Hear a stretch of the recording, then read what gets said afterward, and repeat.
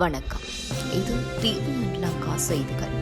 கொழும்பில் பாடசாலை மாணவியை கடத்திய இளைஞன் கையிட்டி சம்பவம் மூக்கத்தனமானது. ஸ்ரீநேசன் எம்பி கடும் கண்டனம். பாடசாலை விருது விழாவில் பகிரங்கமாக போர்க்கொடி தூக்கிய மாணவி. இலங்கையை பிறப்பிடமாக கொண்ட பராரூமி சுவிட்சர்லாந்து தேசிய பேரவையின் 2வது துணைத் தலைவராக தேர்ந்தெடுக்கப்பட்டுள்ளார். ஜனாதிபதி நிதியத்தினால் காப்போத்த உயர்தர பரீட்சையில் சிறந்த பெறுபேறுகளை பெற்ற மாணவர்கள் கௌரவிப்பு. கொழும்பின் புறநகர் பகுதியான மாதம்பே பிரதேசத்தில் பெற்றோரின் பாதுகாப்பில் இருந்த 15 வயது பாடசாலை மாணவியை கடத்த உதவிய குற்றச்சாட்டில் 19 வயது இளைஞர் கைது செய்யப்பட்டுள்ளதாக போலீசார் தெரிவித்துள்ளனர். கைது செய்யப்பட்ட இளைஞர் மாதம்பே கலகிடியாவை சேர்ந்தவர் என தெரியவந்துள்ளது. கடத்தலுக்கு பயன்படுத்தப்பட்டதாக கூறப்படும் சிறிய லோரியும் போலீசாரின் காவலில் எடுக்கப்பட்டுள்ளது. கடத்தப்பட்ட சிறுமி 10ஆம் வகுப்பு மாணவி எனவும் 18ஆம் தேதி காலை பாடசாலையில் நடைபெறும் கருத்தரங்கில் கலந்து கொள்வதாக கூறி வீட்டை விட்டு வெளியேறினார். ஆனாலும் குறித்த மாணவி பாடசாலையில் நடைபெறும் கருத்தரங்கில் கலந்து கொள்ளவில்லை என்பது அவரது தாயார் அறிந்துள்ளார். அந்த சிறுமி மாதம்பே பகுதியைச் சேர்ந்த 18 வயது இளைஞனுடன் காதல் உறவில் இருந்ததாகவும் அந்த இளைஞனையும் தற்போது காணவில்லை எனவும் காணாமல் போன சிறுமியின் தாயார் போலீசாரிடம் முறைப்பாடு செய்துள்ளார். தையிட்டியில் நடைபெற்ற சம்பவமானது மிகவும் மூக்கத்தனமானதும் கண்டிக்கத்தக்கது எனவும் இலங்கை தமிழரசு கட்சியின் மட்டக்களப்பு மாவட்ட நாடாளுமன்ற உறுப்பினர் ஞா ஸ்ரீநேசன் தெரிவித்தார். பிக்குகள் எவ்வளவு அட்டகாசம் செய்தாலும் அவர்களுடன் கண்ணியமாக நடந்து கொள்ளும் போலீசார் இந்து மத குருவினை நடாத்திய விதம் கண்டிக்கத்தக்கது எனவும் அவர் தெரிவித்தார். நேற்று மாலை மட்டக்களப்பு செட்டிப்பாளையத்தில் நடைபெற்ற ஊடகவியலாளர் சந்திப்பிலேயே அவர் இதனை தெரிவித்தார். தேசிய மக்கள் சக்தி அரசாங்கத்தின் முற்போக்கான சில விடயங்களை பாராட்டிக் கொண்டிருக்கும் போது பிற்போக்கான மூக்கத்தனமான கடந்த ஆட்சி காலத்தில் நடந்தது போன்ற விடயங்கள் நடக்கும் போது அதனை நாங்கள் கண்டிக்காமல் இருக்க முடியாது. இன்று தையிட்டியில் நடைபெற்ற மூக்கத்தனமான செயற்பாட்டினை பலாத்காரமான செயற்பாட்டினை நாங்கள் கண்டிக்கின்றோம். காவியுடை தரித்த இந்து படித்த துறவியினை மிக கேவலமான முறையில் போலீசார் நடத்தியுள்ளனர். அதே நேரம் பிக்குகளாக இருந்து எவ்வளவு அட்டகாசம் செய்தாலும் கூட அவர்களை மிக கண்ணியமாக அணுகுகின்றனர் என குறிப்பிட்டுள்ளார்.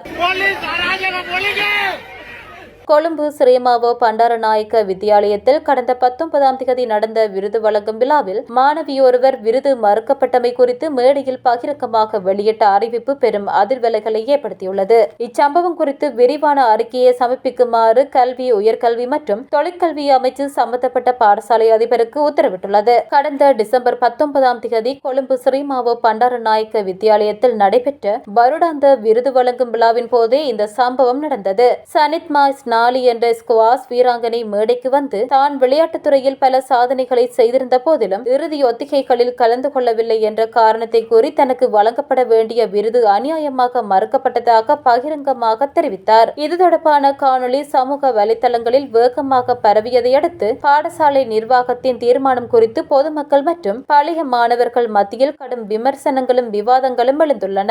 சிலர் மாணவிக்கு ஆதரவாக கருத்து தெரிவித்தனர். சிலர் இந்த விவகாரத்தை எழுப்ப முடியாது, விருது பெற்ற மாணவியும் தகுதியானவரே என்றனர். விருது பெற்றவர் நீச்சல் வீராங்கனை. இந்த விவகாரம் குறித்து கருத்து தெரிவித்த அமைச்சின் செயலாளர் நாலக கலுவெவ பாதிக்கப்பட்ட மாணவி மற்றும் பாடசாலை தரப்பு ஆகிய இருபக்க நியாயங்களையும் ஆராய வேண்டிய அவசியம் உள்ளதாக குறிப்பிட்டார். இந்த சம்பவம் தொடர்பில் அமைச்சு விசேட கவனம் செலுத்தியுள்ளது. பாடசாலை அதிபரிடம் கோரப்பட்டுள்ள அறிக்கை கிடைத்தவுடன் அதனை உரிய முறையில் ஆய்வு செய்து மாணவர்களின் நலன் கருதி அடுத்த கட்ட சட்டப்பூர்வ மற்றும் ஒழுக்காற்று நடவடிக்கைகள் எடுக்கப்படும் என அவர் உறுதியளித்தார். இதேவேளை இச்சம்பவம் தொடர்பில் ஸ்ரீமாவோ பண்டாரநாயக்க வித்தியாலயத்தின் பழைய மாணவியர் சங்கம் அறிக்கை ஒன்றை வெளியிட்டுள்ளது. அதில் குறிப்பிடப்பட்டுள்ளதாவது, சம்பந்தப்பட்ட இரு மாணவிகளும் பாடசாலைக்கு பெருமை சேர்த்தவர்கள். இந்த விவகாரம் தொடர்பில் பக்கச்சார்பற்ற வெளிப்படையான விசாரணை நடத்தப்பட வேண்டும். விளையாட்டுத்துறை நிபுணர்களை கொண்ட குழு ஒன்றின் மூலம் இந்த விசாரணை முன்னெடுக்கப்பட வேண்டும். விசாரணை முடியும் வரை மாணவிகளுக்கோ அல்லது பாடசாலையின் கௌரவத்துக்கோ பாதிப்பு ஏற்படும் வகையில் கருத்துக்களை பகிர வேண்டாம் என பொதுமக்களிடம் சங்கம் கோரிக்கை விடுத்துள்ளது. 1991 டிசம்பர் 28 அன்று இலங்கையின் கொழும்பில் பிறந்தார். தனது 6வது வயதில் பெற்றோருடன் சுவிட்சர்லாந்துக்கு குடிபெயர்ந்து தாதியர் சேவையில் பட்டமும் பெற்றுள்ளார். 2021ஆம் ஆண்டு மாநில கண்டோனுக்கு தேர்ந்தெடுக்கப்பட்டு அரசியல் பயணத்தை ஆரம்பித்தார். 2023ஆம் ஆண்டு சுவிட்சர்லாந்து நாடாளுமன்ற தேர்தலில் போட்டியிட்டு நாடாளுமன்ற உறுப்பினராக தெரிவு செய்யப்பட்டார். இதன் மூலம் சுவிட்சர்லாந்து நாடாளுமன்றத்துக்கு தேர்வான முதல் இலங்கை வம்சாவளி நபர் என்ற பெருமையை பெற்றார். தனது புதிய பதவி குறித்து பராரூமி குறிப்பிட்டுள்ளதாவது, எனது புதிய பதவியில் தேசிய கவுன்சிலின் துணைத் தலைவராக நான் ஒவ்வொரு நாளும் புதிய அறிவுகளை பெறுகிறேன். ஜனாதிபதி இல்லாத நிலையில் 2 முறை கவுன்சிலை வழிநடத்த எனக்கு அனுமதி வழங்கப்பட்டது. ஒரு கடினமான மற்றும் பொறுப்பான பணி. இது எனக்கு மிகுந்த மகிழ்ச்சியை தருகிறது என குறிப்பிட்டுள்ளார்.